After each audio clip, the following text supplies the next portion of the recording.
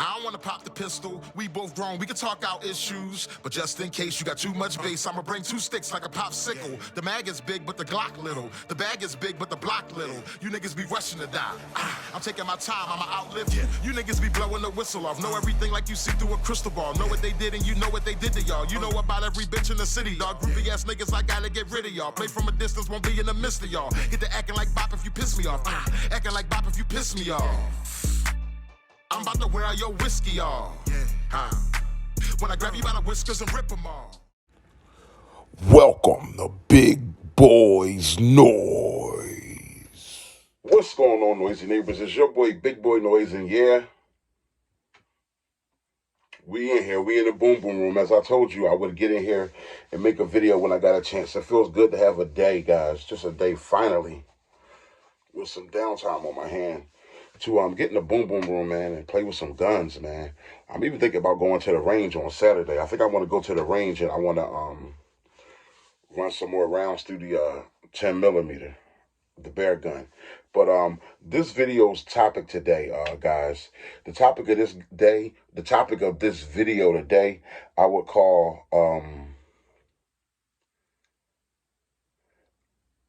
I'm your gynecologist. You know what I mean? Like, you know, there's doctors, you know, when we were young and immature, everybody said, yo, that's a great job. Imagine being a gynecologist. Like, you get to touch, you know, like women all the time and see everything, you know, stupid things that go through our mind. But I'm not talking about being a gynecologist. I'm talking about being a gynecologist, like a literal gynecologist. Like, one thing I like to do, and I'm sure a lot of you guys also, I like helping people, and I love it when it comes naturally. Helping like new people pick a weapon, like their first firearm. I have multiple stories of helping people, and I just love to do that. A lot of times, this channel, if there's one thing that this channel does, is it strikes up a lot of conversation, even amongst my own coworkers and people like that. Like, yo, I like your video and I like your guns, I like your videos, man, cool stuff, blah blah blah. And like, I was recently talking with a coworker, and he was saying like, man, when y'all go to the range and when you do this and when you do that, he was like, then as time went on, I guess he felt more comfortable. He's like, would you think it'd be a good gun for me, like a first time joint, like a first gun? You know what I mean? He had, you know, I didn't make him feel bad about it. You know what I mean? He I guess he felt it out, and when he felt safe, and that's important, guys, that we make people feel comfortable and welcome into the 2A community and to getting a firearm, welcome into protecting their lives or the lives of their loved ones. You know what I'm saying? So I was like, well, when it comes to a first gun, like a pistol, I said I ain't gonna lie, I said I always refer people to the Springfield. I said, and I didn't say what particular Springfield. I told him about a few that I have. He liked the 10 mil bear gun. He's seen that on the video. But then I began to show him videos of, you know who, my baby boy. You know, I made a gun video a long time about this Springfield XD, best pistol for a newbie. You know what I mean? He was just asking, like, what's the best gun, like, for a newbie? I said, well, me personally, and my man Birdman was right there with us, and we was kicking it. Birdman was there, and I was just like, me personally, me and Birdman both have Glocks and Springfield, but I said, me personally, I said I would say Springfield. I always refer people to Springfield, and I went into the reasons why, because of that grip safety, and when reholstering it, as long as you don't have your hands on the back of that, where that button is there, the firearm won't go off, not even by accident. And I also explained to them how in the wintertime, it might be strings or tassels hanging from your jacket or something like that, and as you go in to put it into your holster, as long as you, where's the holster right here? When you're going to put it into your holster and you're going down into your holster, as long as, you know, that button, it's so easy to just put it into the holster without, you know, finger off the trigger.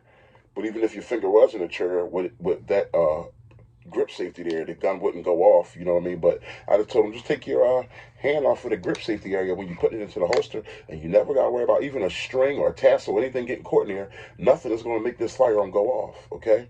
Because that grip safety isn't applied, isn't pushed in. So I told him that's the reason for Springfield, and I think he really bit the bait. Not that I was trying to fish him into buying a Springfield, but I kind of was. I mean, you asked for my advice. I didn't tell him to go buy a gun. He asked for my advice. Guys, a lot of times y'all got to remember, 2A people, we ain't going to jam guns down your throat. We just going to protect our lives. But if you have any common sense and you listen to our conversations and you know the world that you're living in, you'll go out and try to get a gun to defend your own family. You know what I mean? But first I referred him to Springfield, and he was also looking at some videos of us running Glocks. And do I feel like grabbing a Glock right now? he also said he likes my Smith & Wesson. I said, yeah, there's a lot of good guns out there. But I said, but the Smith & Wesson doesn't have the grip safety. I told him Glocks are really good for like, I said, I let him know that Springfields are really good for civilians, like everyday people. But I said Glocks are good for like police, like people who are on duty or going into battle. They don't really need too much of a grip safety on the back of their firearm. They just need to be able to grab and go. I say Glocks is for people that's, really always training. But everyday civilian kind of guy. This guy's first gun, nothing could be better than the Springfield XD for a newbie. And I told him that this Springfield 9 here, personally, is my second firearm. My second firearm. Right here, Springfield 9. So we went from there, and I went on to also tell him about, he liked how it looked, the FN Reflex. I told him, well, this is what I conceal, like, all the time now, the FN Reflex. You know what I mean? I said it's thinner, it's a little thinner than the Springfield XDs and everything. It's nice, but I said it wasn't my first or second. I said I wouldn't, it is lighter and all that, but I said I wouldn't refer it to you first. I mean, because it doesn't have that grip safety. Like I said, when you're talking about a newbie, you're talking about a person that ain't been, usually you're talking about a person that's not been handling a firearm all the time, putting it in a holster, taking it out of a holster, all the different things that come along with it. You don't know how many kids in their environment, kids be around their waistline and stuff like that. It's nothing like the extra insurance of having a grip safety that Springfield provides. So I just told him I like Springfield. I didn't tell him what Springfield to get. I said I like Springfield. And then we began to have a conversation a little teeny bit. We touched on calibers because he was looking at a couple videos where I was shooting the 40 cal, the Glock and 40. He was saying how he loves how it looks. Of course, you gotta love that gold barrel and everything. But yeah, I told him 40. I was explaining the difference between 9 and 40. I said 40 is a little bit more snap, but I said 9. I mean, for a first time buyer, if you're a newbie, I would say go with a 9mm. I told him I would go with a 9mm. And I would go with it in Springfield. You know what I mean? 9mm. Because it's cheaper ammo. That allows you to get more practice. And just 9mm. There's nothing that a 9mm can't do. You know what I mean? There's not much a 9mm can't do. 9mm will get the job done.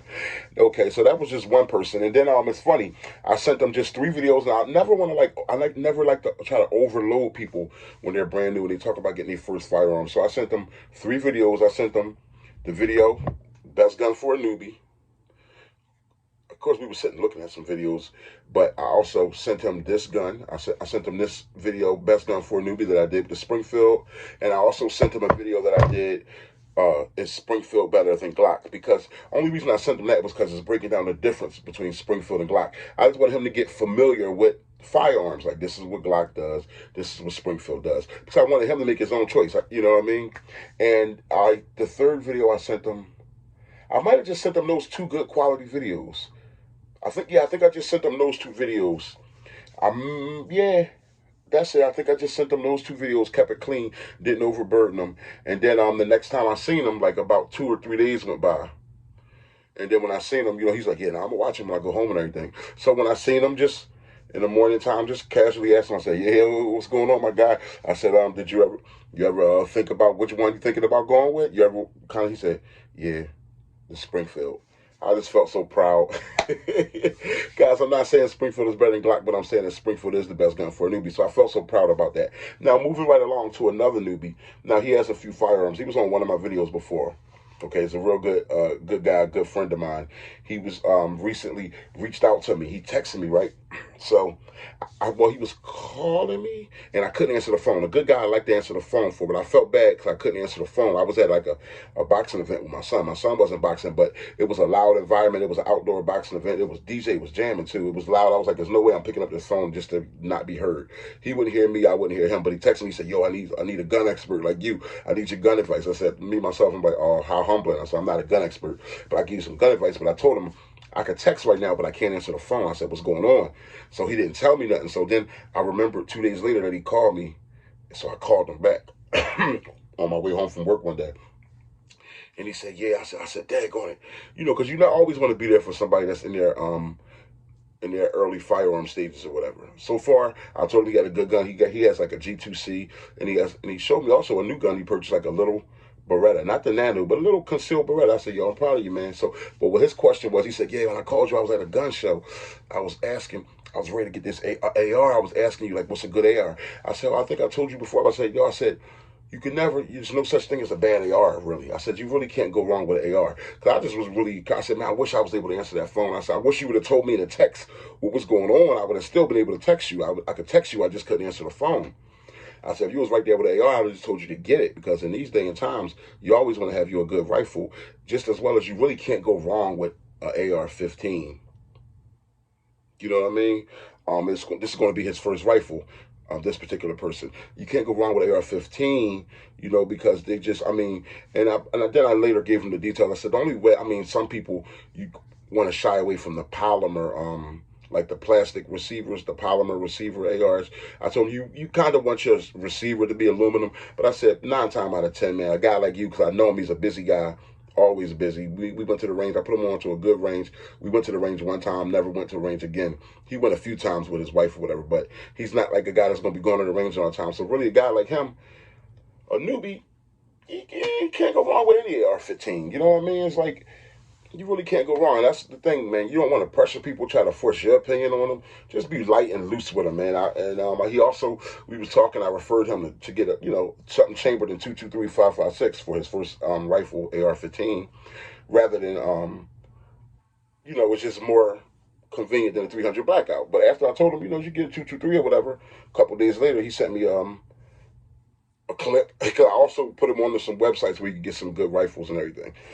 I told him, I said, I'm going to send you the links to the ones that's chambered in 223 and 556. I'm going to send you everything you need. That's what I like to do, make it real easy for people. So, cause I know he's a busy guy. So, once he got around looking, then he sent me something back from the same website I sent him. And it was a 300 Blackout. Now, I didn't send him that, but he looked like he'd been looking around. He said, what you think about this? And it was a shorty. It was like an 8.5 inch barrel, 300 Blackout. I said, I love it. I didn't go deep into like, yo, you shouldn't get a 300 Blackout. Your first one, you should get a 223 556. And man, I said, yo, it's a 300 Black. I'm happy the guy's trying to get a rifle. You know what I mean? And this was actually a rifle, but it was actually 8.5 inch barrel, so it's really a pistol form of shorty. I said, my whole thing is make a move. I want you to get it. You know, I don't care. 300 Blackout, he got money, man. I said, yo, man. I said, I love it. When I think about it, I love it. I didn't get into, but you should do a 223. He already told him that. So it was like, if he liking this 300 Blackout, he knows I got a 300 Blackout, so I'm not going to tell you not to do it. If that's what you want to do with your first rifle, make that move. You know what I mean? My first ever pistol was, I didn't go with 9, I went with a 40 caliber. My first ever pistol, a Glock 22, 40 cal. Yeah, 9mm ammo was cheaper and all that, but at that time I wasn't a guy that was going to the range and all that all the time. I just wanted something that was going to have the stopping power to handle business. I knew the 40 cal was on the waist of the Philly PD and police and stuff like that. I know a 40 cal would put a person down and it could penetrate some layers, okay? So that's why I went with 40 cal. It wasn't all about being able to afford a bunch of ammo, go to the range and everything, be able to afford a bunch of ammo for the apocalypse and all kind of other stuff, you know what I mean? No. But yeah, this video, I want to keep it real short. Get some of y'all feedback on some of the people that you guys may have helped purchase that first firearm and your method of going about it. Were you graceful at it? Were you super strict on them? Were you loose, you know what I mean, loose and smooth about just directing them to the firearm of their choice? I've directed many people, man. People have grabbed the Springfield XD. One guy was telling me exactly what he was looking for. He wanted a 380, so I referred him to the Ruger LCP. He wanted something for his wife. I referred him, it was like $200 at the time. I referred him to the Ruger LCP. He made the move. Got the gun, and he's been happy ever since. I love seeing people happy ever since. But I'm going to cut this video because it's getting kind of long. Your boy, Big Boy Noise. Don't forget to like, comment, and subscribe. Let me know in the comment box, have you helped anybody purchase their first firearm? What was your first firearm? What was your experience? Who helped you to purchase your first pistol or first rifle? In the comment box, guys.